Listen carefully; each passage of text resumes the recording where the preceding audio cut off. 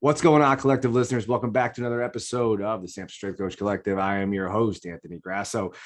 Today, we are joined by DeJuan Hathaway. He is the Human Performance Director and Program Manager at the 15th Air Support Operations Squadron. So this podcast was awesome. We just wrapped it up. It was fantastic. We touched on a bunch of different things. Obviously, we go through the journey of DeJuan, obviously, and kind of everything that's taken place and kind of led him to moving from the college football sector to working with more of a tactical setting. And then we really get into, what he feels like he's doing as far as the impact he's having on the people that he's working with, how they have an impact, how they create cohesion amongst all the people that are actually working with the soldiers, and everybody that's working in the military. And so, it's a fantastic episode. He provides a ton of insight, and he's just a good dude overall. So I hope you guys enjoy it.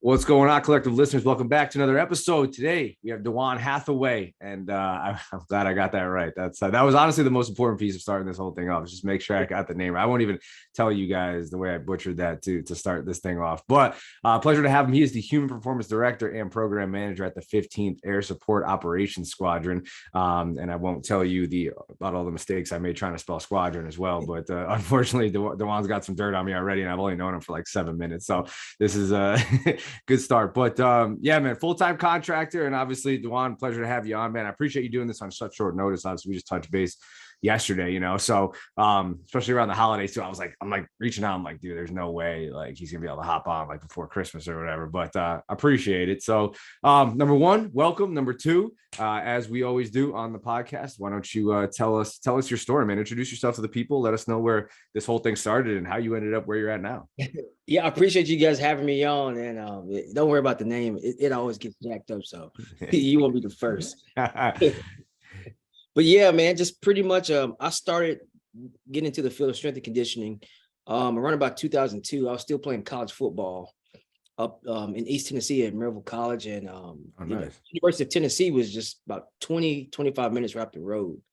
So I just kind of took a leap of faith, and I was like, hey, I'm going to hit these guys up, see if I can do some type of internship with them. And that's how I met Coach Ciano, and Coach Long was actually the head guy at the time.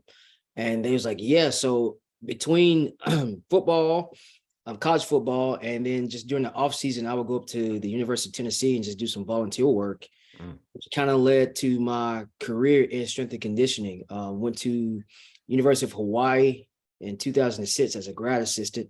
Worked with Tommy Heffernan there, and stayed there all the way through 2010 when I graduated in 2009 and stayed a little bit longer, just to kind of help out with the program. And then that's when I transitioned over into the military side of things, and been into the military field ever since then. Recently reconnected with Coach Ciano. I did an internship with the Buffalo Bills this past summer. So that was a wonderful experience. And it was good to, do something different, go back to football, which was my roots, and just been active in this military side of things for the past 12, 13 years. And it's been real good blessing for me. Yeah, it's amazing, man. So I got to go back. So you were in Hawaii though? For more than 1 year? Like what? Like multiple years? You just kind of like glazed over there. You're like, yeah. And then I went out to Hawaii. I'm like, oh, that was a easy, quick transition from Tennessee out to Hawaii, right? Like, tell us about that. Yeah. So like, what was it? It was true story. It was in December of 2005. So I was talking to Florida State actually, and then like I just randomly sent my resume up to Hawaii. I had no idea they were looking for a grad assistant. Yeah. So Tommy calls me back, and this is like December, like about the same time right now. It's about December 15th. Sure. So he was like, hey, like, did you know we had a opening? I was like, no, I just sent my resume, not even knowing, you know what I mean? So he's like, yeah, we have something coming on. I need you to send me some videos of you doing like power cleans, all these various exercises. I was like, okay. Yeah. Classic. Right. So I'm still interning at Tennessee at the same time. So I go in the next day. I talked to Johnny, I talked to Aaron. I was like, hey, I got to make this video with X, Y, and Z. I talked to the coach at Hawaii. He needs this by this date. can you guys help me make it? They was like, yeah. So we got to get this done. So did that. Long story short, I had about 2 weeks to get to Hawaii. So I had to be there by January, the beginning of the first week in January of the next year. So it was just like, I was like, damn, I just signed this lease. I just re-upped on my apartment. I was like, they're not going to let me out, but everything worked out, man. I found a plane ticket for like $300 one way. What? Yeah, this one they were cheap. Yeah, that's nuts. Well, I guess it was one way, so that's not terrible. I mean, Yeah, it's not too bad, man. That's kind of wild. Yeah. It was nuts. I told my parents, like, they thought I was joking. I was like, no, I'm going to Hawaii. I'm out of here. Like, I gotta leave for 2 weeks. So that's what happened, man. I went to Hawaii and it's just never looked back, man. Yeah. So were your parents are their parents still in Tennessee? And that's where you're from, obviously, like the area? I'm from Tennessee, Murfreesboro area. Okay. So Middle Tennessee. Yeah, State. Middle Tennessee's right there. Right? Yeah. Okay. Yeah. Yeah. And so, and what were they thinking when you were like, I'm gonna go out to Hawaii? Like, are you like, you have brothers and sisters? Like, were they like, was this like, I mean, I'm assuming like your mom and dad probably were at that time didn't have like a ton of understanding of how the strength and conditioning field works, right? Like, so what were their thoughts on that and how you guys kind of transition that? Oh, they thought it was a joke. Like, I had to literally show them like, hey, like, this is the emails. Like, this guy's I've never met this guy from Hawaii. He emailed me back. And I have to get this done because I was talking to them, they was understanding what I was doing. They just thought like, I'm still involved in sports, which is somewhat true. But I was telling them, hey, I'm doing this training thing that, they're going to give me a scholarship. Like, I was stuck on like, in my mind, I was like, okay, I'm going to be going to Florida State. Because I talked to the coaches there at that time. But Hawaii just gave me like this offer I couldn't resist. And the fact that it was Hawaii, like I was going to say no. Like I'm 20 something years old. I'm out of here. So I'm like, that's a no. Yeah. Yeah. I mean, I think the thing with Hawaii too is like, if you get to go to Hawaii and you don't have to commit to staying there for the rest of your life, that's perfect. Yeah. Because I've heard from a lot of people that are like, yeah, like Hawaii's great. But like from where I'm from, like you go to Hawaii, but you definitely are like, I'm going to Hawaii, but I'm coming back. Like, I'm not going to stay out there. You know what I mean? Whereas like a lot of people, like you kind of used to that type of lifestyle. Like, yeah, I go to Hawaii or whatever. But like, at least in this situation, it was like a temporary position or whatever. So you could you get to get the experience of living in Hawaii, get that, and then move on. You know what I mean? Come back to, I mean, I was going to say come back to the States. Obviously it is the United States, but it's like, is out there. You know what I mean? Like you're far, you're gone, man. You know what I mean? So yeah, was it a cool experience though? Like you had a good time? It was definitely a cool experience. Now I'll tell you another true story. And Coach Tommy, he's probably, if he ever listens to this podcast, he'll laugh about this. So I almost got sent back home because like, the big time difference there. Yeah. So like it took me a long time to adjust to the time zone. Yeah. So like, what is the time difference there?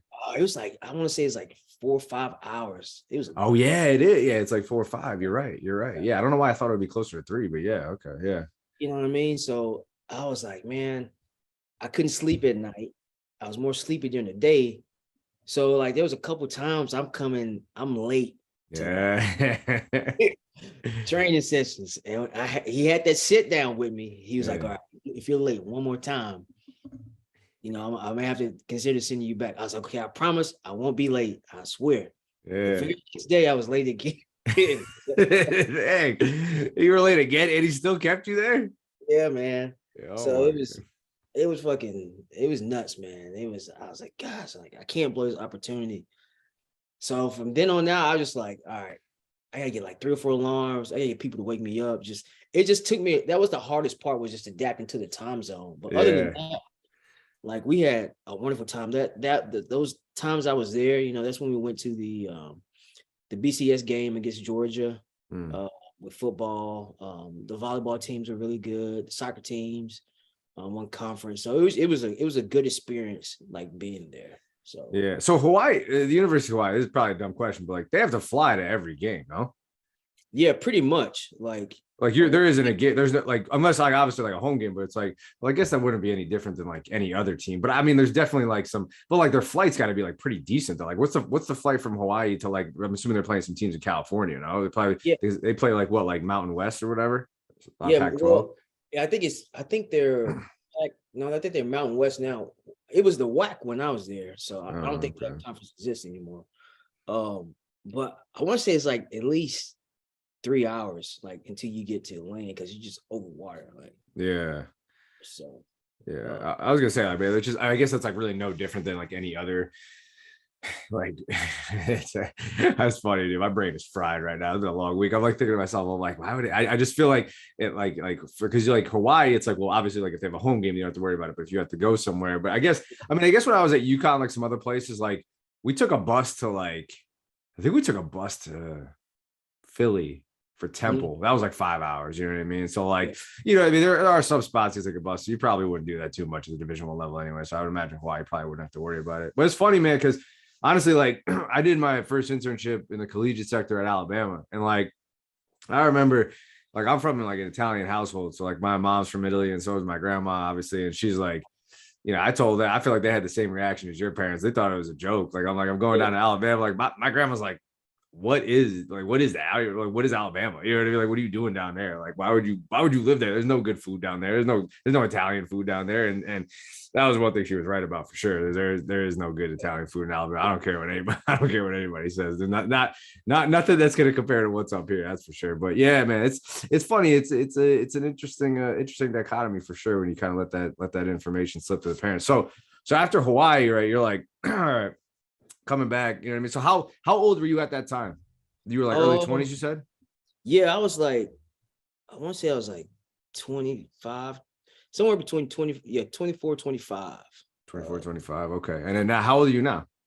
I'm 41, man. You're 40. Oh, so this was like a while ago then. Yeah, it Dang. was a while ago, yeah. I would have known, bro. I thought you were like your late 20s, man. You look young. You know the theory. I don't want to say it. I guess but it doesn't crack. So I don't know what this theory is, man, but whatever it is, I gotta get on it. I don't know what type of skin lotion you've been putting on, like moisturizer you got, man. I don't know if it's just like trying to stay clean shaven or whatever, but yeah, man, yeah. I had no idea. I legit thought you were like I'm thinking like early 30s, like max. I'm 32, so I'm thinking like, yeah, I'm like, no way this dude's over 30 years old. That's crazy. That's awesome, man. Good for you. Keep eating whatever you're eating, man. It's just I working. get that all the time, man. It's like the guys at my unit. It's like the same thing when I tell them my age. It's like, what? I was like, yeah, man. I'm in my 40s, bro. Like, Yeah. it's black don't crack. So Black don't crack. All right, I've never heard that before. Actually, I have to roll with that. But so you know, so you go from Hawaii, you come back to the States, and then like, how does this? How do you go from like working in the collegiate sector to now working, obviously, with you know, in a little bit more of a tactical perspective? yeah. So like, it was during that last year. I get that. That's a great question. I get that all the time. It was during that last year when I was at Hawaii.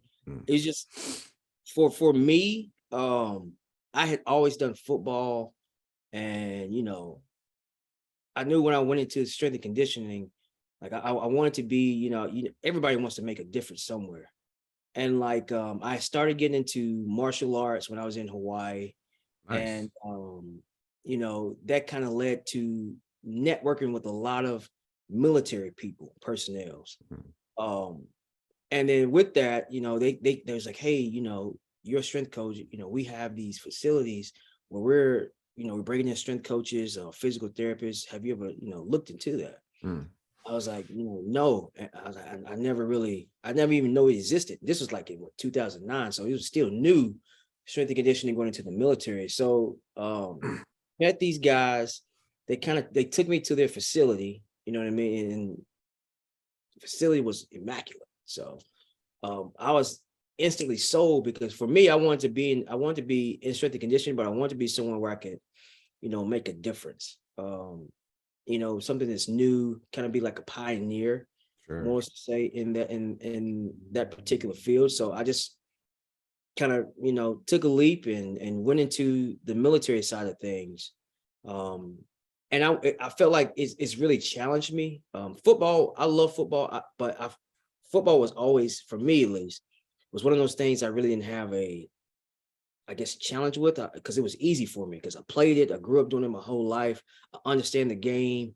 So football was one of those things, like, I enjoyed it, but it wasn't challenging me, if that Sure. makes sense. It does make sense. Yeah. Cause I mean, I think like there's like a sense of like stimulation, right? Like you said, Yeah. it's not to say that the sport itself is easy, but your ability to work within it, right, wasn't providing you with the same challenge that maybe playing it at one point earlier on in your career Yeah. did. So like now it's like this is something that would make you uncomfortable is obviously moving into something that's, maybe is a little foreign to you, I guess would be a better way to put it. Yeah. Okay. Exactly. And, I was kind of, you get that fear and, people asking, why would you do that? Because, I had some opportunities that were offered to me, but it's just at that time, it felt right at that time. Yeah. You know what I mean? And I'm glad I took that leap.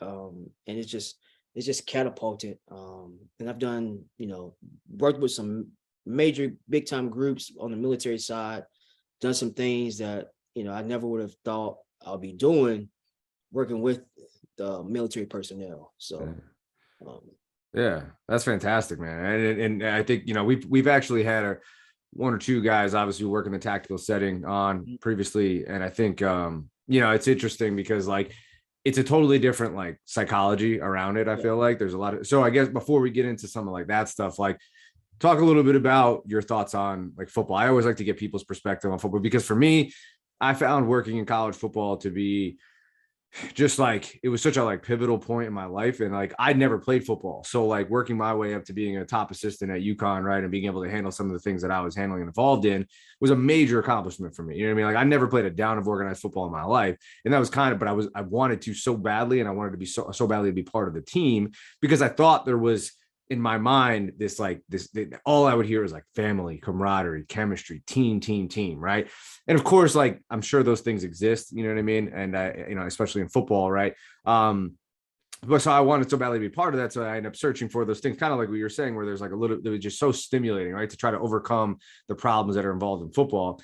But then again, like my particular route is only one route, right? Like I got to where I got to, and then, ultimately just, things happen, right? And you kind of, you change directions, change paths, but it's like my perception is only one particular perception. So even though I have done my reflections on my time working in college football, it's not to say that it's not valuable, but it's only valuable to me. Whereas like it would be more valuable to me if I had a better understanding of what other people's perception was and their experience as well, especially people who have worked at like a bunch of different types of college football in a bunch of different types of college football settings. And you've obviously worked in college football at a time when it was probably a lot different than it is now too, right? There's definitely some major changes as so basically I'd like to get your take on, some of your thoughts, your experience working in college football and, your thoughts on anything, about the current state of college football industry and working for the people who are obviously still working in that.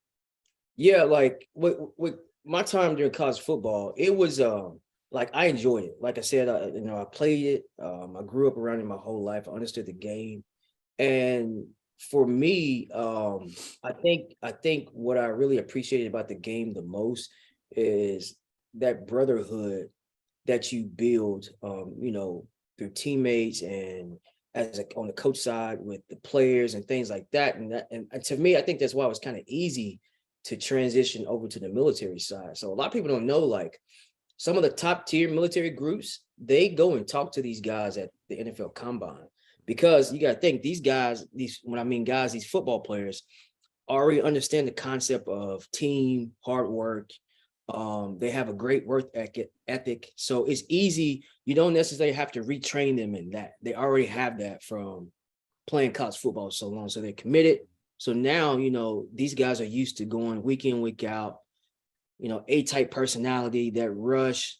They can get that same thing, and more, with some of the top tier one military groups. So, and that was one of the easiest things for me to transition. So a lot of the guys that I work with now are former athletes, whether they play football or baseball. They kind of have that team concept, which makes it easier in a sense.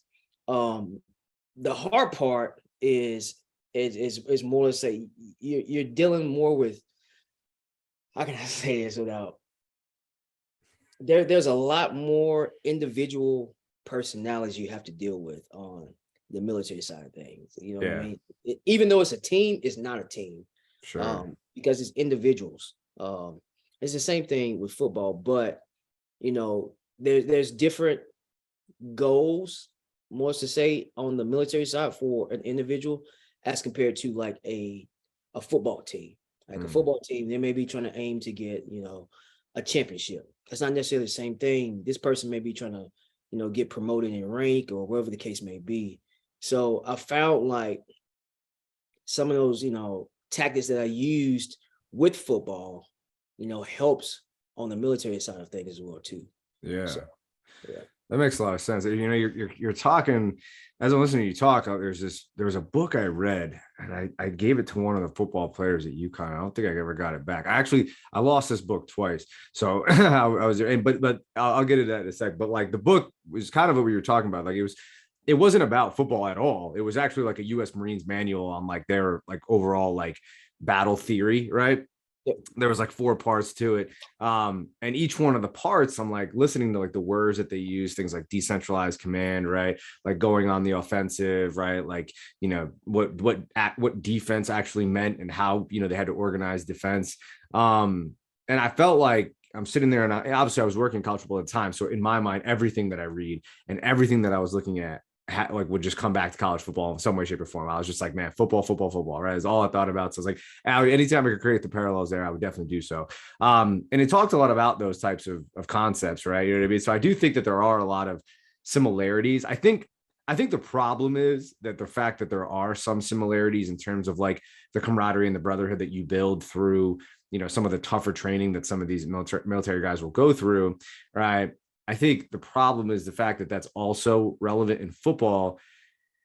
It gives the idea to a lot of football coaches that, hey, we need to be doing the same types of training, right? And we need to be doing the same types of things that are done in the military. And I think that like, and it, whether that's right or wrong is not what I'm trying to talk about here. But I think the fact that like you're putting it in the hands of people who are obviously not fully prepared and equipped to then provide that type of stimulus to these athletes, nor do they need that type, right? You know what I mean? Obviously, the demands regardless are totally different. Like we're talking about one particular quality, which is like camaraderie and brotherhood, right? Like all the other like physiological qualities that are required for football are like, the parallels between that and the military, I don't really see it. You know what I mean? Maybe in some cases, but not in any specific cases, right? So I think that is interesting. You know what I mean? That there are a lot of parallels there. So like, obviously you've been, how long have you been now at the 15th?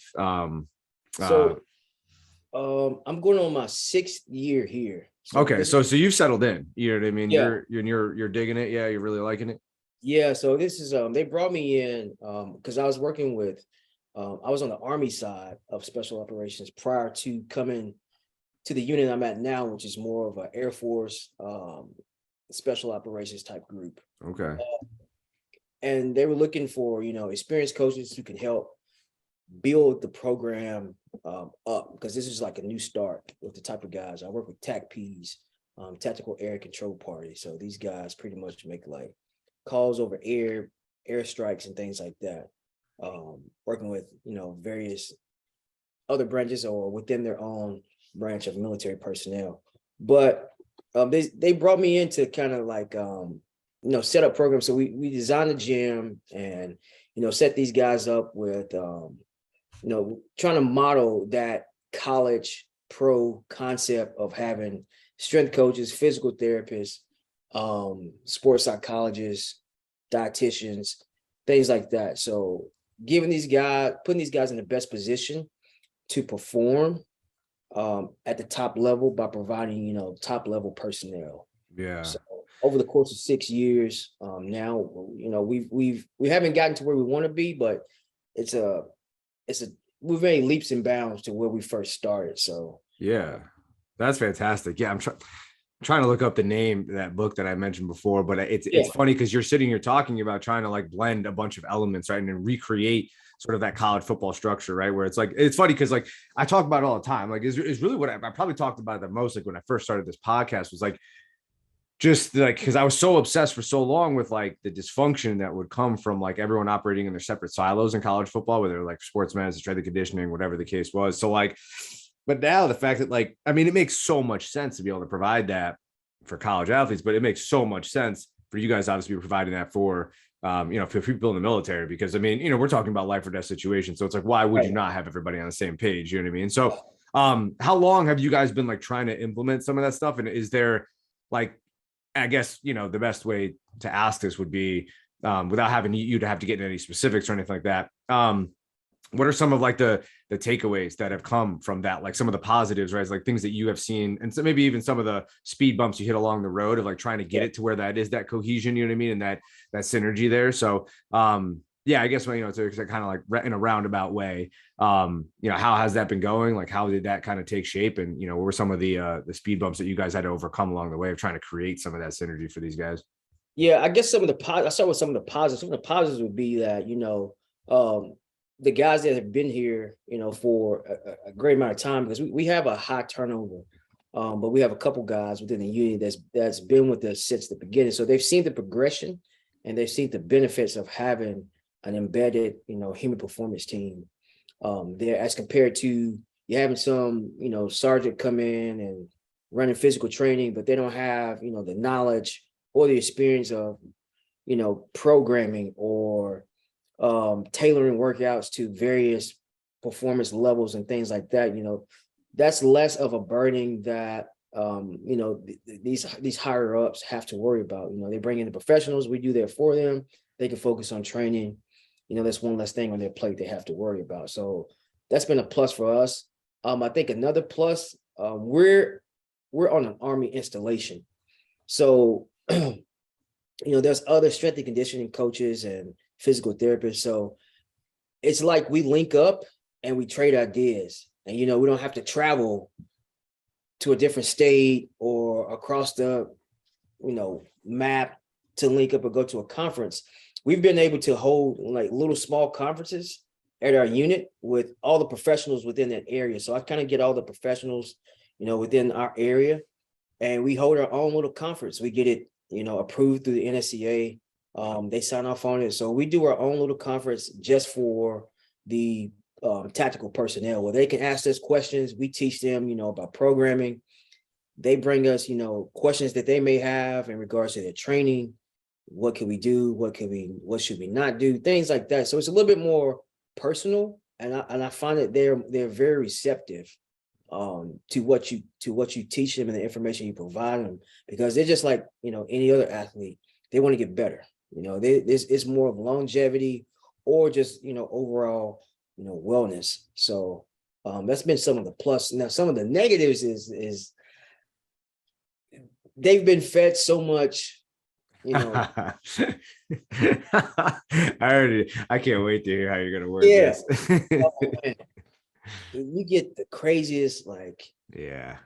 workouts, and I'm like, dude, why are you doing that? And it's all this internet crap. So you just got to filter through that. It's always a constant education.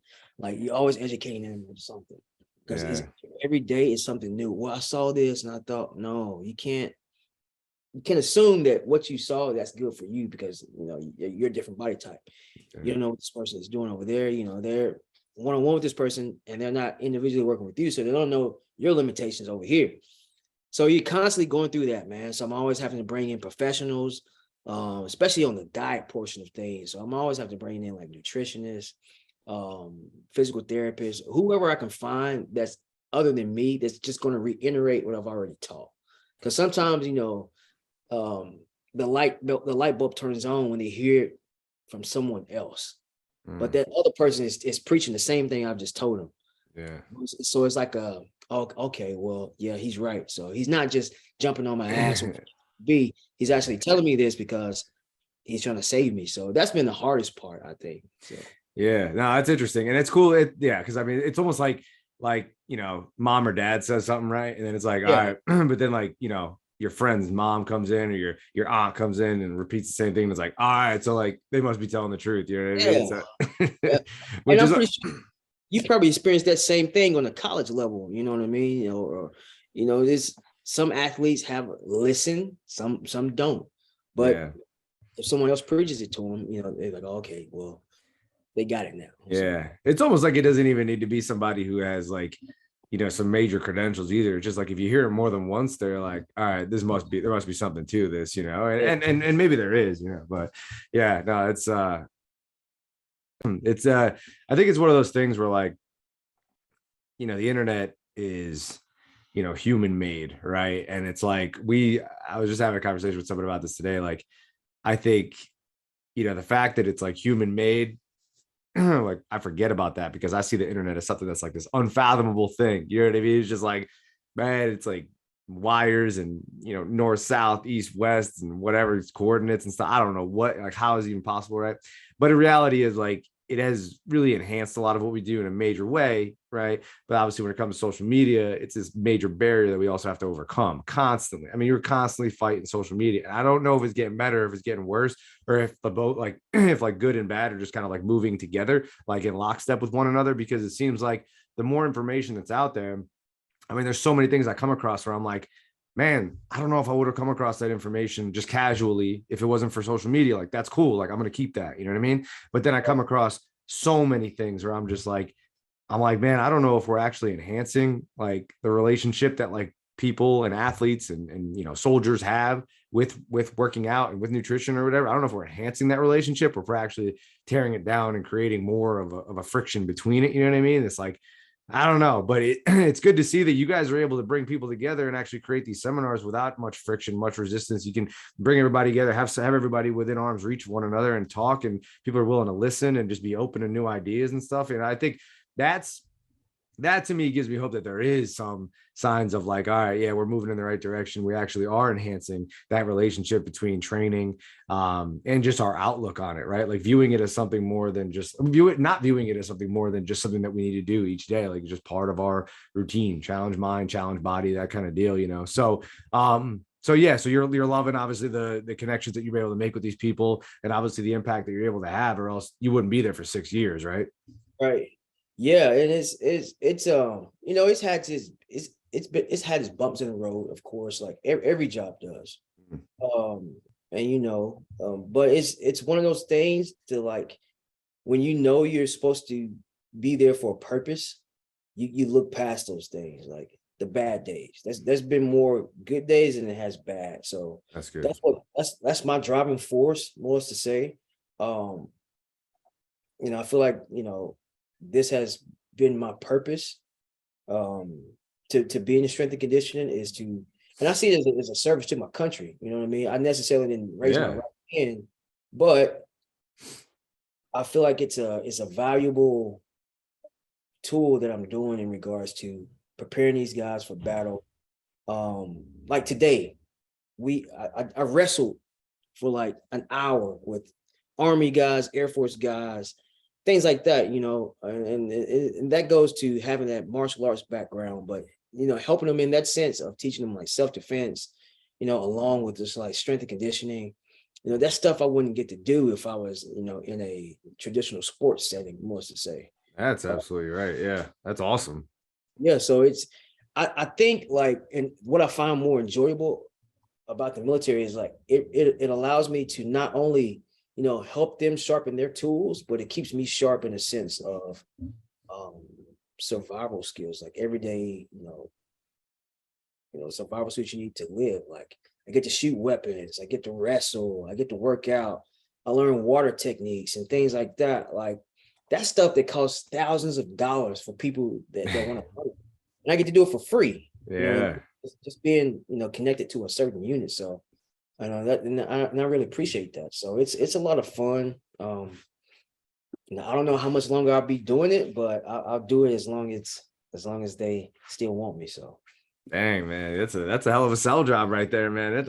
I'm starting to think about it. I don't know. Maybe yeah. this, maybe I, maybe Well, I I've had a lot of coaches ask me about it because it's like, hey, you know, I switched over and I've been in it for so long. It's like, you know, do you like? I've heard this, and I was like, yeah, man, that's pros and cons to it. You know, to the military side of things in regards to, you know, strength and conditioning. It takes up a lot of time, you know, especially on the college side. I mean, you know that you've been in it.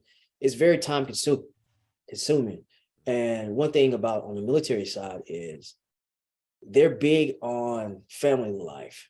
So, you know, for us, we get a couple of days off a month. You know, it's just they call it a Donza day, where it's just everybody's off, go spend time with your family. So you get a 4-day weekend every month. So, you know, it's just little things like that. And you're not there, you know, from sundown to sundown. You know, you're out of there 2 o'clock, 3 o'clock, depending on your work schedule, 8 hours and you're done. It's yeah. not 12, 13, 14-hour days. So it, guys cross over and they take it for less money, but they get more of a, I guess, quality of life, more as to say, Yeah. time, whatever they may be missing, that's the trade-off. So, that's what I tell them, that's just a fact. Yeah. Nah, that's awesome, man. There's gonna be some compromise with any job, but obviously, I think a lot of people at this point, I think especially people, you know, now in like 2022, you start to get to a point where you see people taking less money for a better quality of living, right? Because it's like we value, the idea of like actually being able to spend time with your family, actually be able to develop personally, right, and do some things that we're personally interested in, as opposed to just chasing the dollar all the time. And you're still going to work, you know what I mean? You're still going to try to make money. You're still going to try, because like obviously like through the work is where we find our meaning and where we find that passion, right? It doesn't have to be that way. I'm not saying that you are your job, but I do think that it's important for us, like as humans, to obviously have some sort of responsibility with what we need to do each day. And I'm sure that you feel that obviously by working with the military, like you said, and one thing I wanted to reiterate, like you just said, you feel like you're doing a service for your country. And like that to me is like, that's one thing, like I thought about joining the police force. I've always thought about potentially joining a tactical setting. Unfortunately, like up where I live, being that I am such a family man, as I identified, when we first started talking, you know what I mean? I got, my mom's from Italy, 4 younger brothers. It's like, I don't want to leave, the state of CT, but like, we don't have a lot of that up here, you know what I mean? Like there aren't a ton of bases, you know what I mean? So like at least in like, like central Connecticut area, so it's like, unfortunately that would be, but like I totally resonate with that. Like I totally feel that. And I feel like that is something that, number one, even if you were to leave a job that you didn't like and you went, worked in the tactical setting and there were some compromises that you had to make, like you said, there's pros and cons to everything you do. But number one, you're probably more like engaged and there's probably more an incentive to obviously do more for the job that you actually have. Number one, because you're doing it for your country and you're doing it for guys who are actually going to go out there and obviously try to protect this country. And number two or three or whatever one I'm on at this point is, the idea that like these, you say you get like two, times a month where people just like, hey, go spend time with your family. And it's like, that makes me want to work more. Like the company I'm currently working for now, when they're like, hey, we don't want you guys working on the weekends. You know what I mean? It's like, that makes me want to work harder for them because I know that they're doing more for me to try to make like the value, you know what I mean? Because obviously I'm working at a company called Future right now. And it's like they're constantly going out of their way to try to make our lives easier and figure out a way to make this an enjoyable place to work. So it's like, well, when it is work time, and even on some of those Saturdays, I'm like, I want to go out of my way to do what's best for the company, even though they're telling me you don't need to work. It's an interesting, takeaway, I guess, but not to go down that rabbit hole. But no, that's awesome, man. And I guess, and I'll let you, speak on that if you wanted to touch on that. I think it's important, man. Like, and I can speak for myself, but when other coaches ask me, I tell them like, I think you should have that, work life home balance. You should have time to go and do whatever it is. And for me, is I like to do jujitsu. I like to write. And working with the military has allowed me to write books, do jujitsu, and I'm still using those things that I'm doing on the outside to progress the tactical soldiers as well too. So these books, this jujitsu, I use those skills. So I'm bettering myself. It's also allowed me to decompress and keep me mentally sharp and wanting to show up every day for work and give my best. Yeah. And I think that's important. I think when you get to a point to where you're burnt out and it's like, damn, I gotta go in. I just get off work. I feel like I just got home. Now I'm back in the office again. Over time, I don't care how much money you make, like that's gonna wear you out sooner or later, if not physically, just mentally. Like, you know what I mean? So absolutely, yeah. And it's it's like I said, I've been fortunate to been in this field for as long as I have, and met a lot of people, made a lot of connections, and still maintain those relationships that I had within the athletic side of things too. So that's important. Yeah, that's awesome. And so I have a question about jujitsu because I just started training jujitsu earlier this year. I think it was like February or March or whatever. It's something I've always been like fascinated with, always wanted to get into. Couldn't because I was working in college football. As soon as I stopped, I was like, hey, you said you were going to do this. Time to lock in, time to go get it done. So I was going to ask you, I was wondering, like when you mentioned martial arts, you worked it out in Hawaii. Is that where this started, the whole jiu-jitsu journey? Was it out in Hawaii? Yeah, the whole jiu-jitsu started out in Hawaii. And quick story, I was in the weight room. I was just punching on the punching bag, and this guy, Egan Inoue, he's like a world champion. He was like a world champion in jiu-jitsu, world champion in racquetball. He's like, did you ever box? I was like, no, I never boxed before, X, Y, and Z. He's like, you know, you want to come try martial arts? I was like, sure. So went to go try jiu-jitsu, liked jiu-jitsu, loved it. It's wrestling. I didn't know anything. So here I am, just white belt, just learned jiu-jitsu. And then I watched this match, this MMA match between Matt Hughes and Frank Trigg. And it was just like, that was what started the counterpart for me to get into like actual cage fighting. So I started learning how to cage fight. First sparring session, I'm at the doctor's office. I get stitches across my body. But like, you know, from then on, I just kept training at it. And then I turned pro while I was in Hawaii. There was a stint where I went to New Mexico and I went to Jackson's MMA school. I was there for a little bit before I came down to Georgia, and just kept training and competing. And, you know, eventually I picked up another martial arts, Taekwondo. So I got my black belt in that. I have my brown belt in jiu-jitsu. And man, it's just, I never would have thought that the military community is huge in combative. So they have these courses you can take, learning like tying combatives with hand-to-hand combat, like using weapons and things like that. So I was like, dude, this is like perfect. Like I had no idea back in 2006 when I first started that me practicing jiu-jitsu and all that stuff would, you know, come in hand down the road working on the military side of things. So to me, it just all worked out. Like everything, I believe everything happens for a reason. So it was into my favor. And, you know, I'm well known on the military side, on the combative side of things. I go in sometimes and teach classes with the instructors there on the Army side, and they bring me in. So I'll teach some, you know, some striking, whatever they want me to teach, along with strength and conditioning. So, man, it's just being versatile and being able to be versatile, you know, within my career field. So I'm not just stuck to this unit. You know, I can work at this unit over here. They may want me to come in and teach a class or something like that. So that's where I find the most benefit, because I could touch a lot of people like at one time. Yeah.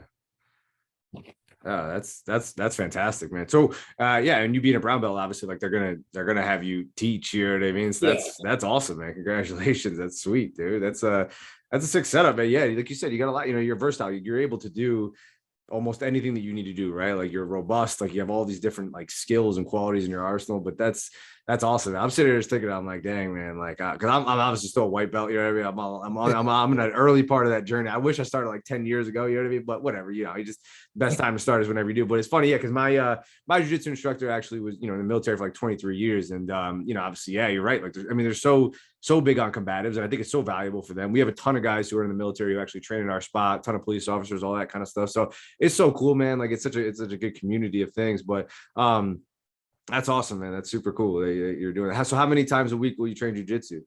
Shoot, man, I usually train at least 4 times a week. Getting a little bit older now, so I'm not going like 6 days like I used to back in.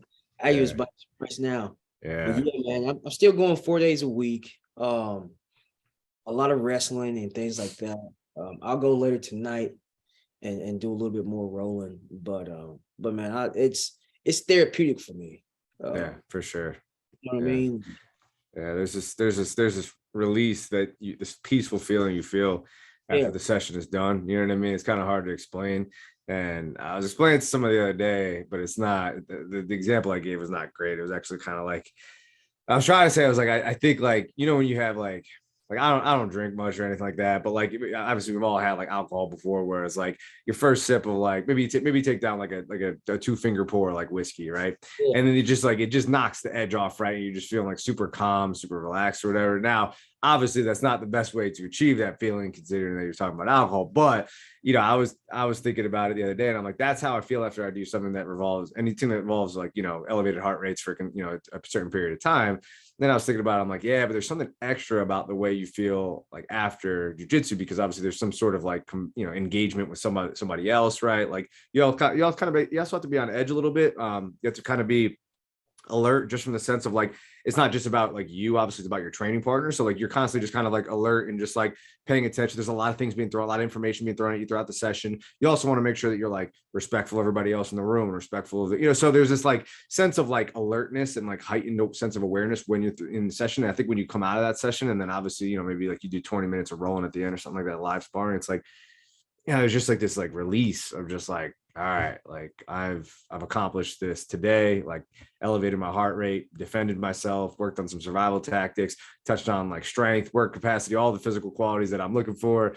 Now I can finish my day and we can move on. You know what I mean? That kind of Yeah. thing.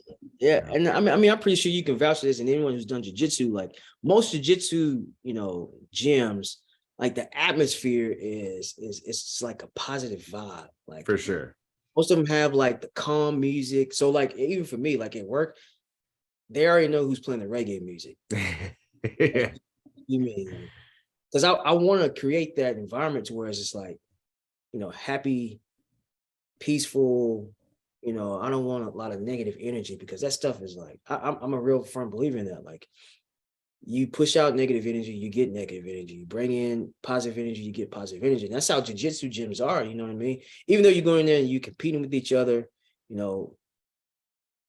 it's a healthy competition. Sure. Yeah. And at the end of it, everyone is like, hugs, respect. Hey, what can I do better? X, Y. Everyone's there to learn. Yeah. And there's no egos. Right. So, and that's what I appreciate about it. Is just like it's like a big family, man. So yeah. Nah, man, you're speaking to me now. It's funny because I've been going, I got that like white belt syndrome where I'm like there all the time, right? You know what I mean? Where it's like you said, like first time, like you're going like 6 days a week, you know what I mean? It's just like there's just this white belt syndrome, I feel like, where it's like you just get hooked, right? And then you're thinking about it all the time. You're watching videos at night and stuff like that. Not even like about jiu-jitsu or like about anything in particular. You're just like watching jiu-jitsu documentaries, whatever. Just like that. It's like this peaceful time where you're like alone, and it's like you want to be there all the time and stuff. It's like I was actually thinking tonight about not going to the session because I was like, yeah, I should work late tonight and just get a bunch of work done. But now I'm like looking at the clock, I'm like, dang, man, this guy's talking to me. This is a sign. Like, this guy's hyping me up. He's like, yeah, you better not miss that session. I hear my instructor in the back of my mind. He's like, you better not be bullshit.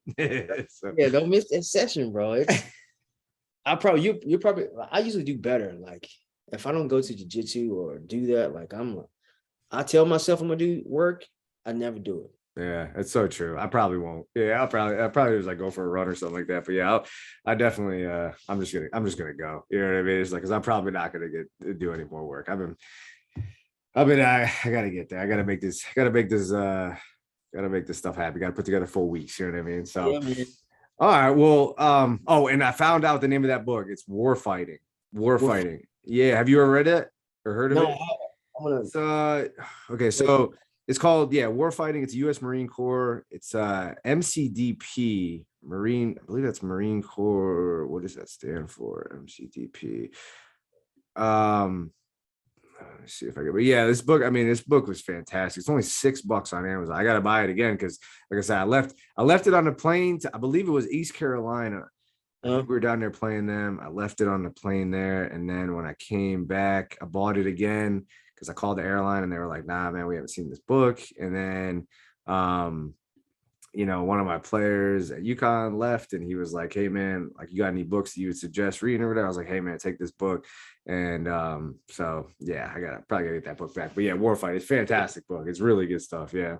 Well, all right, let me stay focused here. So yeah, man, awesome stuff. We really appreciate it. I want to give you obviously like your final say. Like, I'd love to follow you on Instagram, social media. So and obviously the listeners as well. Like anything that the people can contact you on, or if you want to put your information, whether it be, you don't have to put your email out there if you don't want to, but like, social media, whatever, any place people get in contact with you, and any like final words you have, obviously, for everybody listening and all that stuff. I'll give you the final say here. Yeah, man. I guess for me, I guess the final words would be for, guys who are coming up in the field. I guess my biggest takeaway, like I said, when I went this summer and worked with Buffalo, I had time to sit down with, the two, one of the head assistant coaches, and I was just asking them questions. And the biggest thing that stuck out to me was when I asked him, what advice would you give me, because I'm trying to, learn, and I want to eventually get where you are. And I've never forgotten this. He was like, treat everyone with respect. And that stood out to me, you know what I mean? And out of all the advice that he gave me, like, I've asked him questions about, rep sets and things like that. That stuck out to me more than anything, because I feel like, I would have never guessed that in 2002, that I would be interning for the same guy that I started with 20 years later.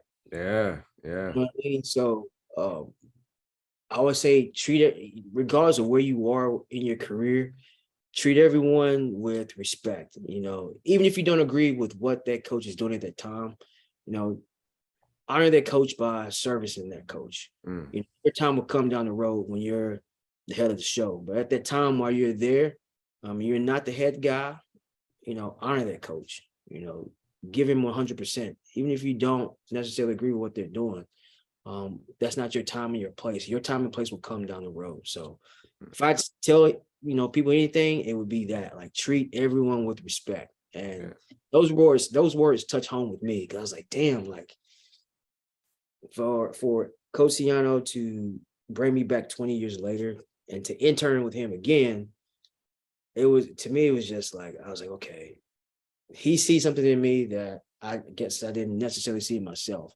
Like, I don't know. And I'm grateful for that. So, but yeah, man, that's my biggest takeaway, or my last words I have to say to anyone. So. I appreciate it. Thank you, man. And so then social media. Sorry, that's what. Social media, yeah. So I don't have a huge following, man, but you're about to now, because this podcast is like one of the most popular podcasts in the world. I think we have like over what was it, like 3 million listeners or something like that. No, wait, that's somebody else's podcast. I don't know. Yeah. Let me look it up. I have an Instagram page. I only have like a couple hundred followers, but 153. Yes, I'm moving up. Nice, man. It's under Hollywood Hathaway 5. Okay. Hollywood Hathaway 5. Let me see. Yeah. Okay. Yeah. Got you. All right. Let's go. And then you can find me on LinkedIn under Augusta DeJuan Hathaway. Those are my 2 main social media pages. All right, sweet. I just followed you. Yeah, you got to follow me back. I do like a 24-hour rule when I follow people. If they don't follow me back, I got to unfollow them. Can't be messing up that followers to follower ratio. You know what I mean? All right. Well, appreciate you, man. Thank you for doing this. This is an awesome podcast. I appreciate DeJuan. We'll catch you next time. Listeners, we'll catch you guys next time for sure. Hope you guys enjoyed this episode. And man, thanks again for popping on. I really appreciate it. All right, take care. I'll talk to you soon. Bye.